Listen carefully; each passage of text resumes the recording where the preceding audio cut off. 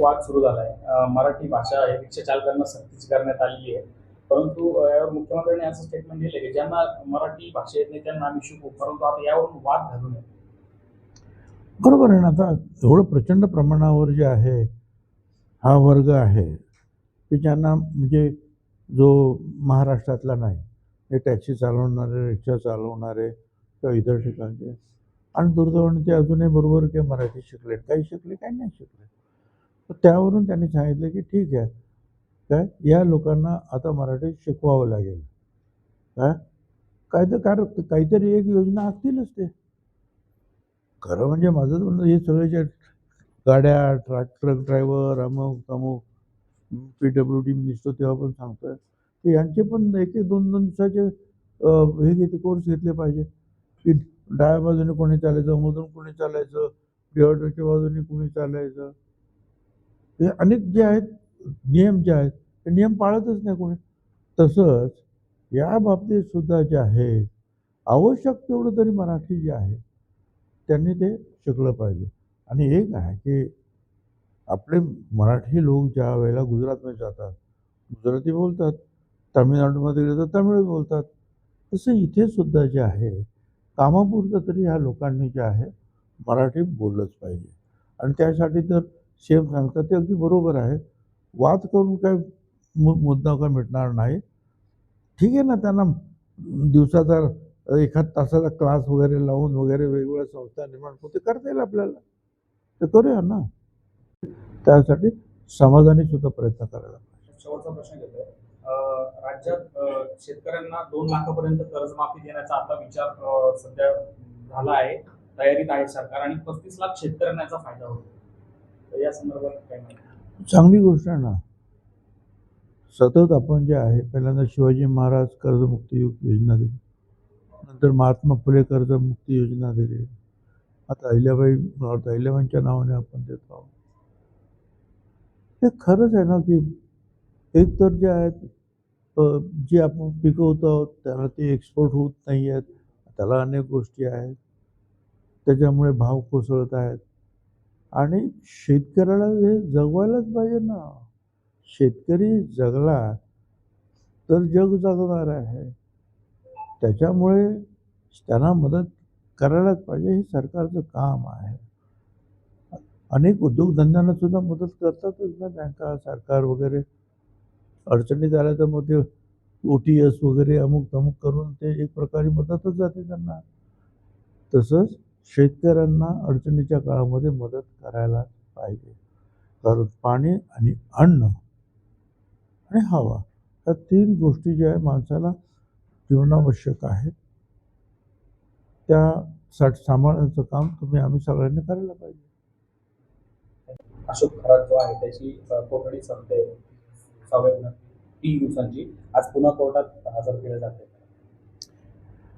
आता त्याची प्रकरणच एक एवढी निघत आहेत आणि प्रत्येक प्रकरणाला मग कोर्टामध्ये जाऊन पोलीस कस्टडी मिळते. त्याची प्रत्येक प्रकरणाची चौकशी म्हटल्यानंतर पोलीस कस्टडी मिळणार. पूर्वी त्याच्या ऑफिस बॉयने त्याचा भांडाफोड केला होता. यावेळेस कुकनं काही आणखी व्हिडिओ समोर आणले, त्यामध्ये बरेच आपत्तीजनक व्हिडिओ पोलिसांचे आले. तर ते आहे, आता हे खरं आहे. पोलिसांचं काम करू द्या आणि पोलिसांनी नेटानं काम केलं पाहिजे. आणि जे त्याच्यामध्ये आरोपी आहेत त्या सगळ्यांना जे आहे कडक शिक्षा झाली पाहिजे. कारण खरं म्हणजे जे आहे ना, काही धार्मिक बाबा असतील ते चांगलंही काम करत असतील, पण या एका अशा काही गोष्टींमुळे जे आहे ना संपूर्ण ते सगळेच बदनाम होतात.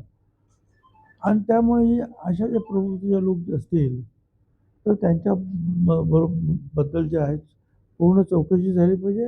आणि चौकशीनंतर काय त्यांना जे काही त्यांना सजा झालेली आहे ती सजा दिली पाहिजे. रामदास स्वामींना त्यांनी आपलं हे सोपून दिलं, त्यावर बराच वादंग उठला आणि स्तरातून टीका होते. असं आहे की या सगळ्या धीरेंद्र स्वामी वगैरे जे आहे त्यांना आपल्याला मोठे केले, पण आता त्यांना जे काय करते देवाचं बोलावं ना. इतिहासामध्ये डोकवायचं काय कारण आहे? त्यांना माहिती आहे का शिवाजी महाराजांचा इतिहास माहीत नाही, काही नाही. काय शिवाजी महाराजांची आणि रामदास स्वामीची मीटिंग झाली का? याच्यावरच लोकांचा जे आक्षेप आहे. त्यांची कधी भेट झालेली आहे.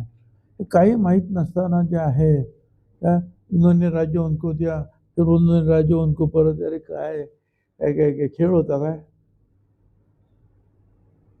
आणि खरोखर अशा लोकांचा जो आहे ना निषेध करा. मी सुद्धा निषेध करतो. तुकाराम महाराजांबद्दलही मागे वाद जास्त होतो. जे छत्रपती शिवाजी महाराज असतील, छत्रपती संभाजी महाराज असतील, शाहू महाराज असतील, फुले, महात्मा फुले, सावित्रीबाई, बाबासाहेब आंबेडकर, ही सगळी मंडळी फार मोठी आहेत.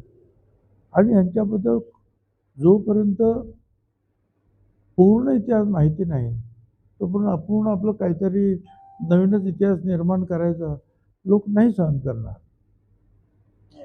आणि मग त्या संदर्भामध्ये मला वाटतं मुख्यमंत्र्यांनी सुद्धा त्याबद्दल भाष्य केलेलं आहे. नाशिक जिल्हा हा कायद्याचा बालेकिल्ला म्हणून काही दिवसांपूर्वी प्रचलित झाला. पोलिसांच्या अनेक ऍक्शन झाल्या.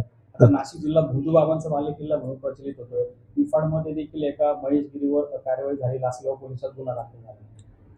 मी असं ऐकले ते तिकडे निफाडचं पण कोणाचं तरी पकडलेलं आहे. तर पोलिसांना चौकशी करू द्या डिटेल.